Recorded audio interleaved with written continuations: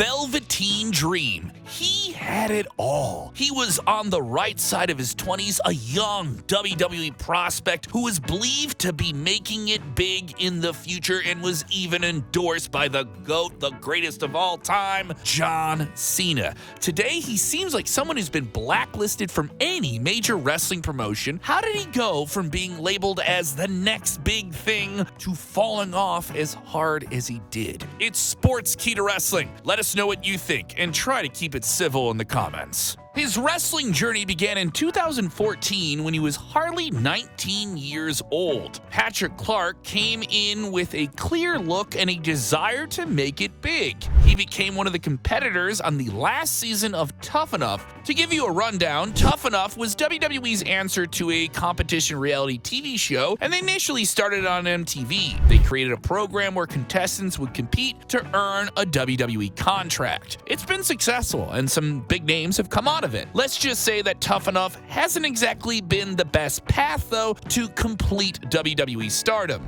And that was proven when Velveteen Dream, then known by his real name Patrick Clark, was eliminated early into the competition after just 5 episodes. This same season of Tough Enough, though, saw several future WWE superstars in Chelsea Green, Sonya Deville, and Mandy Rhodes. The winners of the show eventually, Josh and Sarah Lee, didn't really have much success in WWE. But for a young Patrick Clark, he won over the audience enough, and his charisma shined through, and his passion for pro wrestling was undeniable. It didn't go unnoticed, and WWE signed him up to a developmental deal that same year to begin to dip his feet into the water of being in front of live fans, debuting a pro-Donald Trump character who wasn't huge for NXT live events that weren't televised, while also making his initial appearances on television under his real name. The fact that he was put in a segment against then NXT champion Shinsuke Nakamura was a testament to what important people backstage thought of him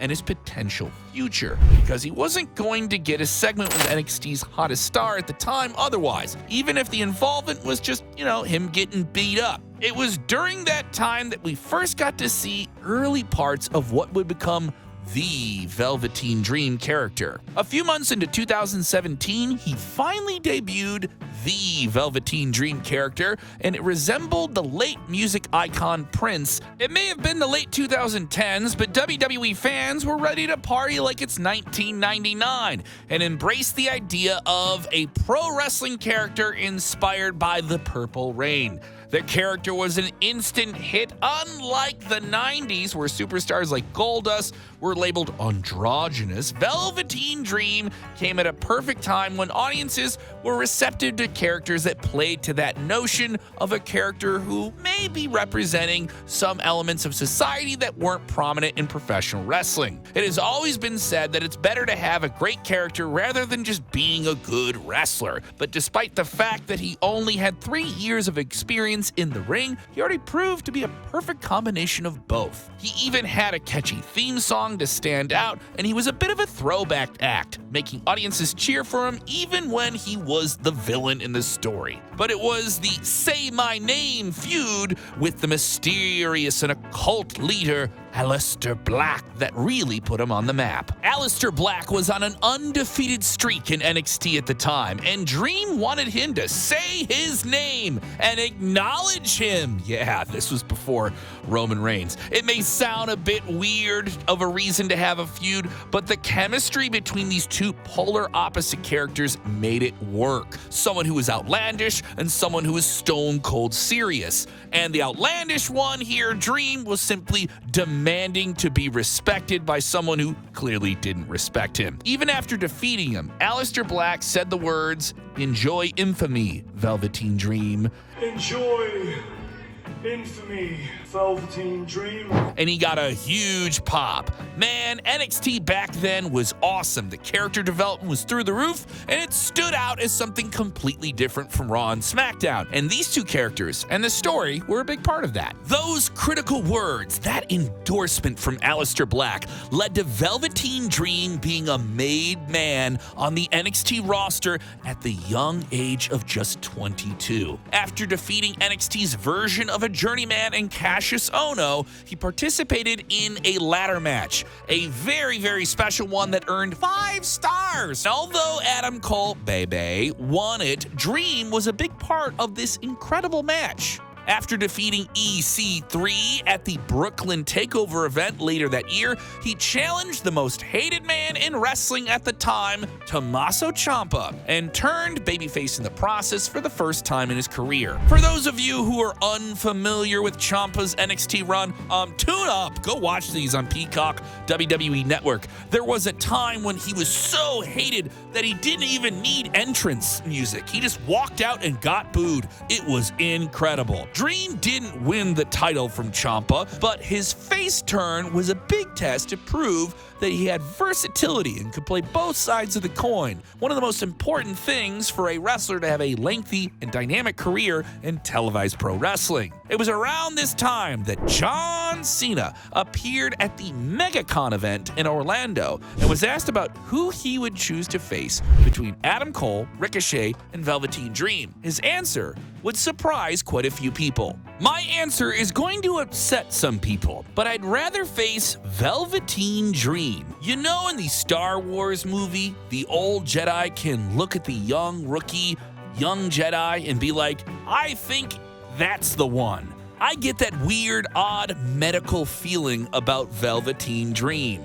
He went on to say there's something special over there. If that wasn't a big enough endorsement, then you're gonna have to tell us what would be. In early 2019, WWE put out a video titled 5 Dream Matches for John Cena at WrestleMania and included the names of Drew McIntyre, Rey Mysterio, and Velveteen Dream. The very same month, Dream went on to win the Worlds Collide tournament and chose to challenge for the NXT North American Championship as his prize. He went on to win the title from Johnny Wrestling himself, Johnny Gargano, and held it for a respectable 231 days. His title streak, though, would end Matt Riddle's undefeated streak, going through a flurry of challenges including Pete Dunne, Tyler Breeze, Buddy Murphy, and Roderick Strong. Even when he eventually lost the NXT North American Championship to Roderick Strong, it was only thanks to the help of the Undisputed Era. Dream was over. He got yet another endorsement from Cena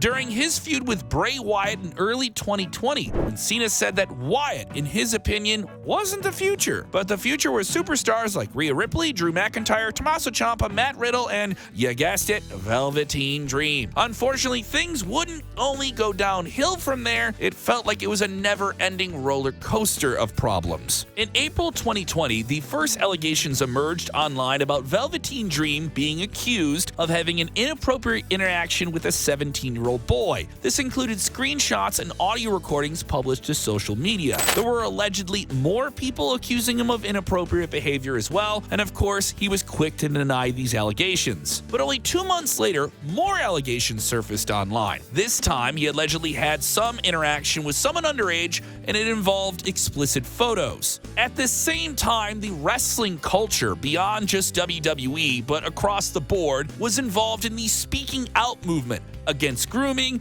and inappropriate behavior that included sexual abuse and varying degrees of abuse in general. For what it's worth, WWE had Velveteen Dream off television around this time. Triple H was specifically asked about Velveteen Dream's sudden absence from television around that time, and he said it was because of a car accident issue, another legal separate problem, which details are vague on, and not the allegations against him that we already mentioned. Triple H claimed the investigation conducted into the situation cleared Dream of any wrongdoing, stating that there was, quote, nothing there.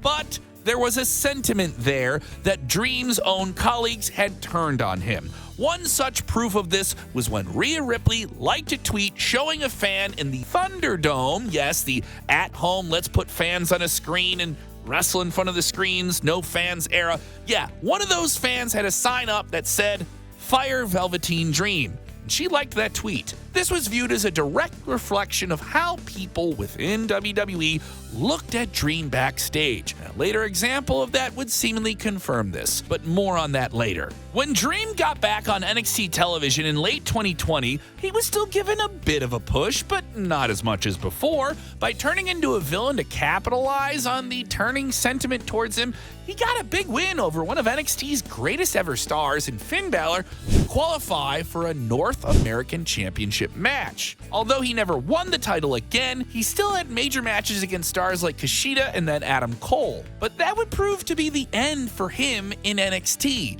after reports of him rubbing people the wrong way backstage emerged. The Wrestling Observer newsletter reported that a talent had alerted backstage officials of an incident with Velveteen Dream that led to him being fired. And we need to clarify that this incident was completely unrelated to those two allegations that were made against him, which are still allegations. That was probably why WWE decided to cut their losses with him in May of 2021, and it felt like it wasn't worth the trouble of keeping him around. At least that was the sentiment amongst fans online. Things always move quickly in pro wrestling, and that's why after Dream was released, the wrestling world was seemingly ready to move on from him. There was some sentiment among a few people that if the previous allegations made against him eventually turned out to be false and he was never brought into a courtroom, he could use the time away to get himself together, mature as a person, and maybe even make a return and a big comeback to a big televised wrestling company. That any hope of that was quickly squashed in August of 2022 when he was arrested, not once, but unfortunately twice. The details of the first incident were reported by TMZ, who allegedly said that Dream was in a gym and was asked by an employee to leave the section of the gym he was in because it was being cleaned. Dream then reportedly threw some type of fit, and this led to the employee asking him to leave the gym. What was his response? He supposedly threatened him, punched him in the face, maybe even bit him on the chest, right next to his armpit for some reason. Yeah, we're not making this up. As a result, he was charged with battery, trespassing, and a property despite prior warning, and then was slapped with a misdemeanor charge. Footage of him being arrested saw him cussing out the police officers before admitting he was a little drunk. Ashanti the Adonis of the Hit Row faction in WWE bailed him out. Velveteen Dream was arrested a whopping 6 days later. This time, it was a result of an out-of-county warrant for a violation of probation by the Orlando Police Department.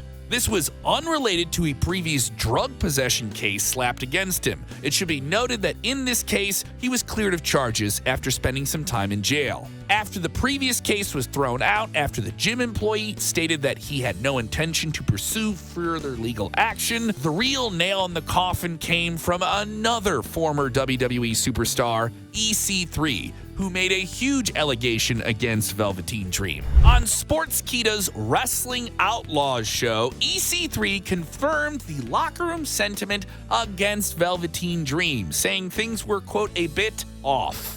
Dream's behavior was tolerated anyway, but nobody expected the bombshell that EC3 was about to drop. He said that during a party in his house, he noticed that a camera was placed suspiciously in the bathroom, positioned in a way that filmed other people doing their business in the bathroom. Velveteen Dream quickly hit back, stating that he was tired of people throwing dirt on his name and asked EC3 a question about other things that he was hiding from that party, which presumably took place in 2018. He specifically asked what kind of powder there was on the table that night. EC3, for his part, responded by asking what there even was to address and said it's done. He recorded people trying to urinate in my bathroom. That's the truth. Since his release, Velveteen Dream has been trying to push for some type of return with WWE, with his Instagram bio saying, "Don't dream it, believe it," and asking people to, quote, hear his story. Unfortunately for him, there's just too big of a stain within the wrestling world right now on his name to even come close to WWE or maybe even another televised wrestling company giving him a shot. At least that's what it feels like right now. The truth of the matter is he was given chance after chance by WWE and others within the wrestling world to become the star that some people thought he could become. Due to his reputation, it seems like Dream is not going to have the opportunities on social media that he is pursuing within the wrestling ranks. But that's going to take a lot of work and probably years, if all, likely to change.